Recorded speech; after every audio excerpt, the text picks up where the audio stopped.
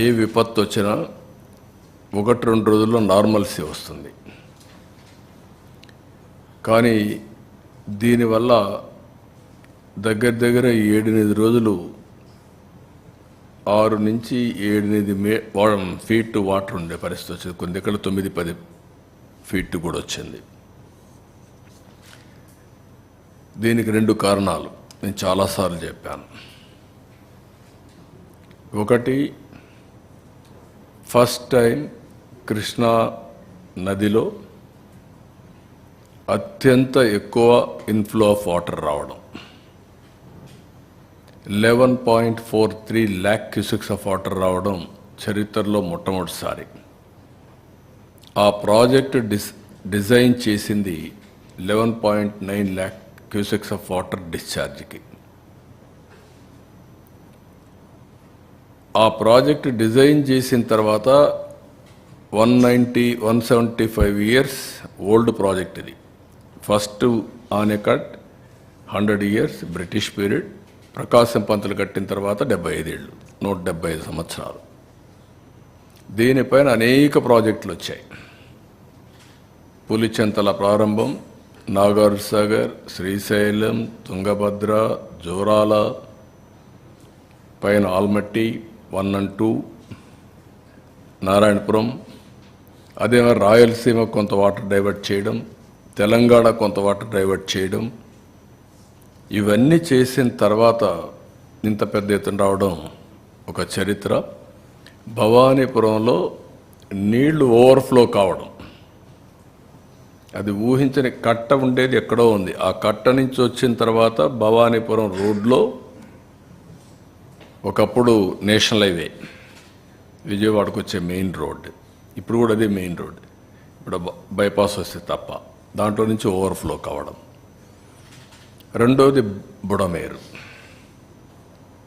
పాలకుల నిర్లక్ష్యం, వాళ్ళు చేసిన అవకతవకలు ఒక శాపంగా మారింది. ఆ రోజు బుడమేరు కానీ తెలుగుదేశం ప్రభుత్వ హయాంలో పెట్టినటువంటి పనులు పూర్తి చేసుంటే మోడర్నైజేషన్లో ఈ ఇబ్బంది వచ్చేది కాదు. అది చేయకుండా బ్రీచ్ చేసిన కూడా క్లోజ్ చేయకుండా వదిలిపెట్టే పరిస్థితికి వచ్చారు. మూడోది, బుడమేరు పూర్తిగా దురాక్రమణలు, కబ్జాలు చేసే పరిస్థితికి వచ్చారు.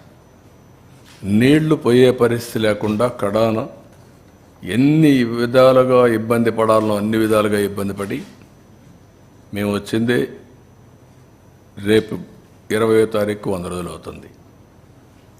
ఈ 100 రోజుల్లో ఇన్ని విపత్కరమైన పరిస్థితులు ఎదుర్కొంటూ ముందు పోయే పరిస్థితికి వచ్చాము. దీనికి యాడెడ్ మీరు చూస్తే వీళ్ళ నిర్లక్ష్యం, వీళ్ళ ఫోటోలు, వీళ్ళ పార్టీ కలర్ ఉండే బోట్లు, అవి కూడా ఒక్కొక్కటి 40 మెట్రిక్ టన్నుల బోట్లు, 3 బోట్లు వదిలిపెట్టారు. అవి వచ్చి నేరుగా కొట్టిన విధానం మీరు చూస్తే 11,43,000 క్యూసెక్స్ ఆఫ్ వాటర్ వచ్చే సమయంలో ఆ ఫ్లోలో వచ్చి, ఆ వెలాసిటీలో వచ్చి నేరుగా ఏదైతే ఉందో సపోర్టింగ్ కౌంటర్ వెయిట్ని కొట్టే పరిస్థితి వచ్చింది. దాంతో కౌంటర్ వెయిట్ ఇరిగిపోయే పరిస్థితి వచ్చాయి 2. మొన్నటి వరకు అవన్నీ రిపేర్లు చేశాం. అవి తీయడానికి ఎంత కష్టపడ్డారో మీరు చూశారు. రాష్ట్రంలో ఉండే గజ ఈతగాళ్ళందరూ వచ్చి, అనుభవం ఉండేవాళ్ళు వచ్చి తీయలేని పరిస్థితి. అంత వెయిట్ ఉన్నాయి నీళ్లు తగ్గిన తర్వాత. ఇవన్నీ కలిసి మేమందరం కూడా, నేను కానీ, మా మంత్రివర్గం కానీ, మా ఆఫీసర్లు కానీ 10 days ఎప్పటికప్పుడు మేము పర్యవేక్షించాం. ముందు రోజు కూడా పర్యవేక్షించాం. నేను టెలికాన్ఫరెన్స్ ముందు రోజు పెట్టాను. మార్నింగ్, మధ్యాహ్నం, సాయంత్రం రివ్యూ చేసుకుంటూనే ఉన్నాం. మీరు ఎప్పుడు కూడా ఒక క్రైసిస్ వస్తే నేను చాలా అప్రమత్తంగా ఉంటాను, ఎక్కడ నిర్లక్ష్యం ఉండదు.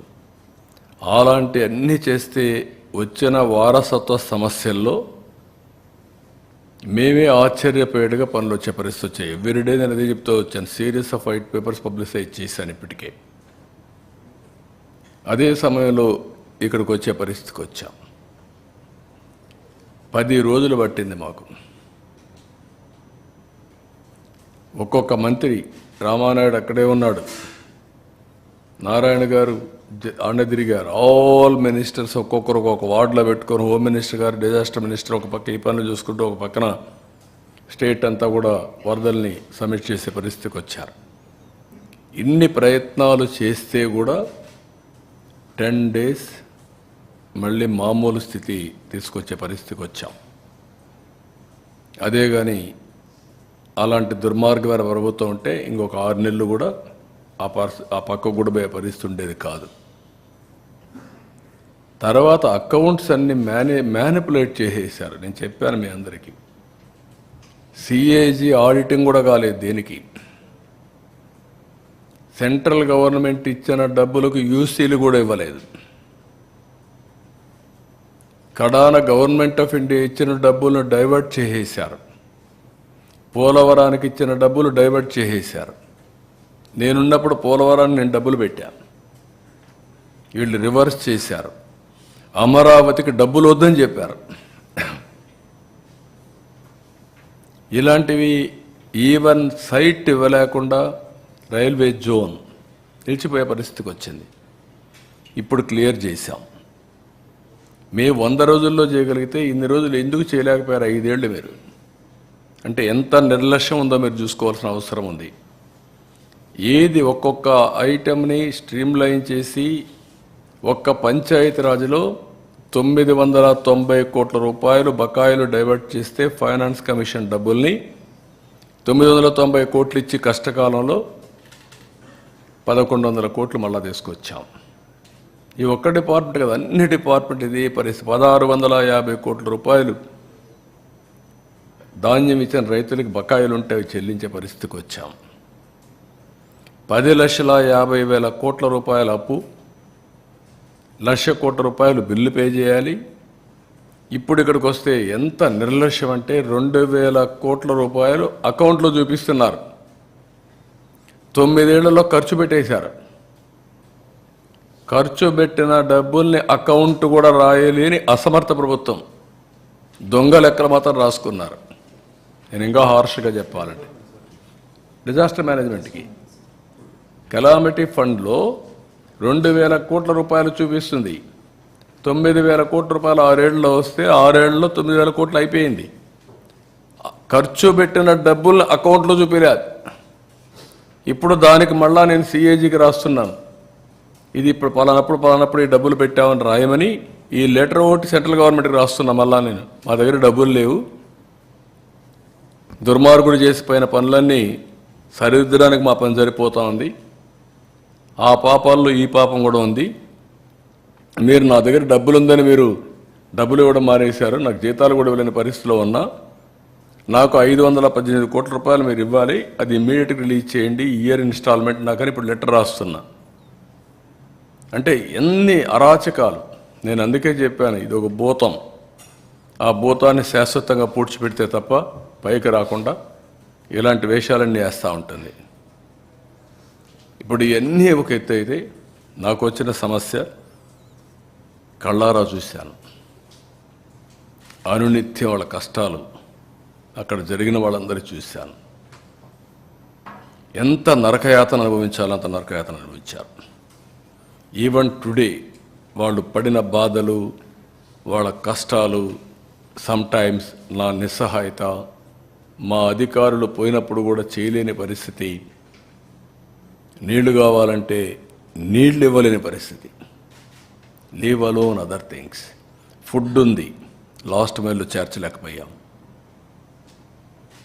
ఇలాంటి మేము ఓసారి కొంత వేస్ట్ అయినా పర్వాలేదు, ఎక్కువ తయారు చేయండి, పంపించండి, పుష్ చేయమంటే పుష్ చేసాం. కొన్ని దిక్కడ ఆ టైం ల్యాగ్ కూడా, ఫుడ్ కూడా కొన్నిసార్లు ఇబ్బంది వచ్చే పరిస్థితి వచ్చింది.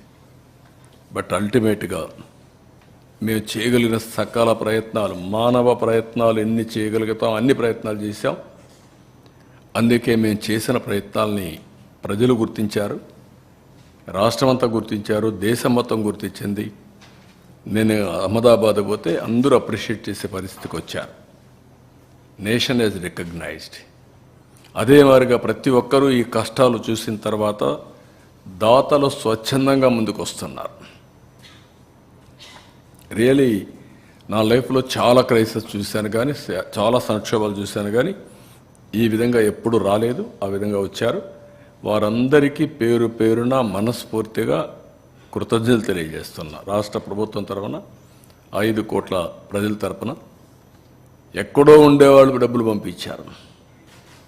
ఇంట్లో నుంచి బయట రాని వాళ్ళు వీల్ చైర్స్ వేసుకొని వచ్చి డబ్బులు ఇచ్చేసిపోతున్నారు. వీల్ చైర్స్ వేసుకొని కలవాలి, ఇవ్వాలి, నా బాధ్యత.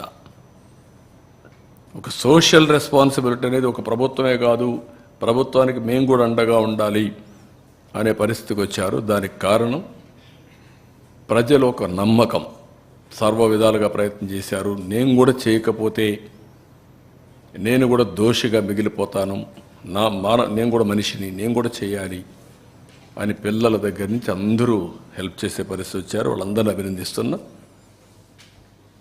మనకు ఒక పక్కన మన ఇబ్బందులు ఉన్నాయి, ఇంకొక పక్కన పర్మనెంట్గా రెస్టరేషన్ చేయాలి. మళ్ళీ నేను ఈ వరదలకు ప్రజల్ని బలిగా కానిచ్చేందుకు వీలు కాదు, అది కూడా చేయాలంటే చాలా సిస్టమేటిక్గా పనిచేయాల్సిన అవసరం ఉంది.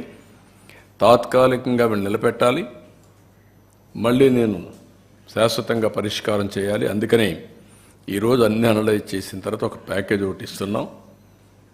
ఆ ప్యాకేజ్ ప్రకారం 179 సచివాలయాలు, ఇక్కడ పనిచేసిన 32 వార్డులు, మిగిలిన సచివాలయాలు కొన్ని ఉన్నాయి. ఇబ్రహీంపట్నం, లేకపోతే జక్కంపూడి, వాల్మీకి కాలనీ, వాంబే కాలనీ, ఇలాంటివన్నీ కొన్ని ఉన్నాయి. ఆ ఏరియాస్ అన్నీ చూసుకున్న తర్వాత 179 సచివాలయాల్లో ఏ ఇండ్లు అయితే మునిగిపోయినాయో ఆ ఇండ్లు వార్డ్స్ పై మొత్తం 179 సచివాలయాలు. 179 సచివాలయాల్లో ఉండే అందరికీ ఫస్ట్ ఫ్లోర్లో ఉండేవాళ్ళు నీట మునిగారు, గ్రౌండ్ ఫ్లోర్లో వాళ్ళందరికీ 25,000 రూపాయల చొప్పున ఆర్థిక సహాయం చేస్తున్నాం. వాళ్ళ టీవీలు పోయినాయి, లేకపోతే అక్కడ ఎలక్ట్రానిక్ గూడ్స్ పోయినాయి, చాలా నష్టపోయారు. ఇది చరిత్రలో ఫస్ట్ టైం ఒక్కొక్క ఇంటికి ఇంత పెద్ద ఎత్తున 25,000 ఇవ్వడం అనేది ఇది ఫస్ట్ టైం. ఒకప్పుడు 4,000 రూపాయలు. భోజనాల కాడ ఎక్కడా మేము లోటు చేయలేదు. ప్యాకేజీ కింద కూరగాయలన్నీ ఇచ్చాం. 25 కేజీల బియ్యం, 1 KG palm oil, 1 KG sugar, 1 KG పప్పు, 2 కేజీలు ఉల్లిపాయలు, 2 కేజీలు పొటాటో, ఇవన్నీ ఇచ్చాం. ఇవన్నీ ఇచ్చిన తర్వాత ఇప్పుడు 25,000 రూపాయలు ప్రతి ఒక్క ఇంటికి ఆర్థిక సహాయం చేస్తున్నాం. రెండోది, ఫస్ట్ ఫ్లోర్లో ఉండే అందరికీ ఒక 10,000 రూపాయలు ఆర్థిక సహాయం చేస్తున్నాం. అందరికీ ఇర్రెస్పెక్టివ్. వాళ్ళు కూడా ఒక ట్రామా అనుభవించారు, పని లేకుండా 10 రోజులు ఇంట్లో ఉన్నారు. వాళ్ళకు కూడా ప్యాకేజ్ ఇచ్చాం, ఫుడ్ పెట్టాం. ఇప్పుడు కూడా 179 సచివాలయాల్లో ఉండే వాళ్ళకి 10,000 ఇస్తున్నాం. First floor, second floor and above పూర్తిగా. అదే మరిగా other parts of the state ఎక్కడ ఇండ్లలో నీళ్ళు వచ్చినా వాళ్ళకు కూడా 10,000 రూపాయలు ఇస్తున్నాం యూనిఫామ్గా అన్ని దిక్కల్లో. అంతకుముందు 4,000 ఇచ్చేవాళ్ళు, లేకుంటే 2,000 ఇచ్చి పంపించేవాళ్ళు. క్యాంపులకు వస్తే వాళ్లకు 10,000 ఇస్తున్నాం ప్యాకేజ్ ఇచ్చి. స్మాల్ ఎస్టాబ్లిష్మెంట్స్, కిరాణా షాపులు, చిన్న చిన్న టీ కొట్లు, ఇలాంటివన్నీ ఉంటే వాళ్ళందరికీ 25,000 రూపాయల చొప్పున అందరికీ ఇస్తున్నాం.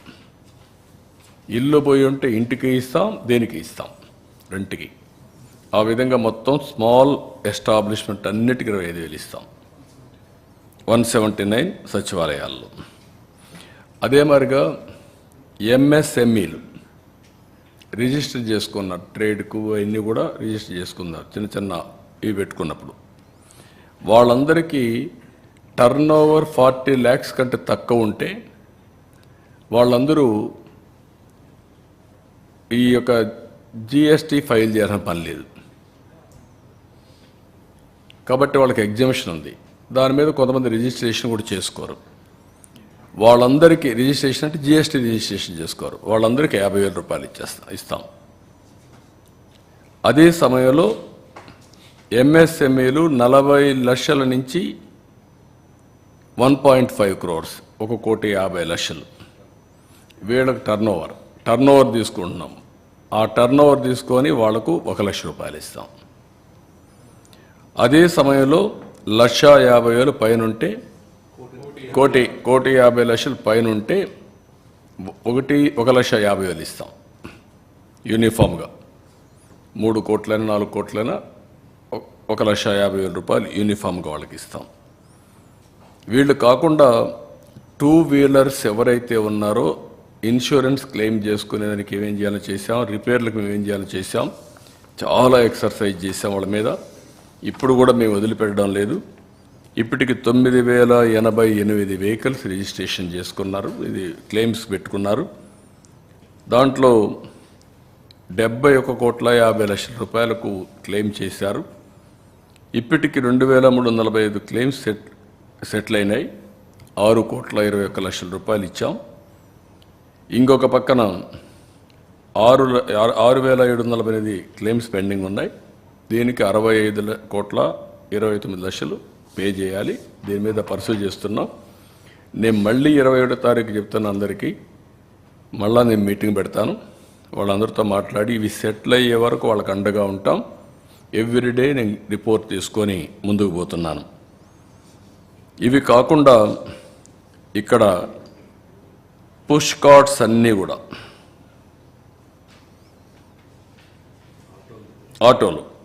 ఆటోలన్నీ కూడా 3 వీలర్స్కి అన్నిటికీ 10,000 రూపాయలు ఇస్తున్నాం. ఒక 4,500 ఉంటాయి రఫ్గా, వాళ్లకు 10,000 రూపాయలు అన్ని ఆటోలకు ఇస్తున్నాం. ఇది కాకుండా పుష్ కార్ట్స్ ఇల్లు పోతే ఇంటికి ఇస్తున్నాం. వాళ్ళందరికీ పుష్ కార్ట్స్ ఫ్రీగా కొని మళ్ళీ సెట్ చేస్తున్నాం. ఎంత అయితే అంత, 20,000 అయితే 20,000 ఒక ఆధునికంగా మోడర్న్గా తయారు చేసి వాళ్ళందరికీ హ్యాండ్ ఓవర్ చేస్తాం. వ్యాపారాలు మళ్ళీ పెట్టుకునేందుకు వాళ్ళకు ఉపయోగపడతాం. 2 వీలర్స్ చెప్పగా 3 వీలర్స్ ఓకే. 2 వీలర్స్ అన్నిటికీ 3,000 రూపాయలు ఇస్తాం. 3 వీలర్స్కి 10,000 రూపాయలు ఇస్తాం. పుష్ కార్ట్స్ సెట్ చేస్తాం. 20,000 అయితే 20,000, 25,000 అయితే 25,000 చేసి మళ్ళీ వాళ్ళకందరికీ హ్యాండ్ ఓవర్ చేస్తాం. వీవర్స్కి అందరికీ, ఆర్టిజాన్స్కి వాళ్ళందరికీ ఏదైనా ఉంటే 15,000 రూపాయలు ఇస్తాం. నా ఉద్దేశం ఇది కూడా వీవర్స్కి మొత్తం పిట్టు మగ్గం కానిపోతే వాళ్ళకు కూడా 25,000 ఇచ్చేస్తాం.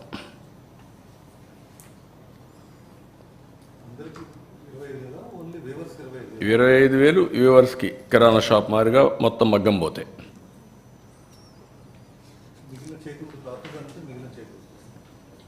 కాదు కిరాణా షాపుల వాళ్ళకి 25,000 ఇస్తామంటే ఆ రేట్లో వీళ్ళకి ఇస్తాం. ఫిషింగ్ బోట్స్కి నెట్ పోతే partial damage 9,000, net full boat fishing boat with net partial damage 9,000, fishing boats non motorized with net full damage అయితే 20,000, fishing boats with nets full damage motorized 25,000, fishing farm desiltation restoration repairs 18,000 for hectare. సెరికల్చర్కి 6,000 రూపాయలు. ఇది కూడా నాకు వాడేసిన దాంట్లో నేను మర్చిపోయాను, ఇది కూడా కరెక్ట్ కాదు. దీనికి కూడా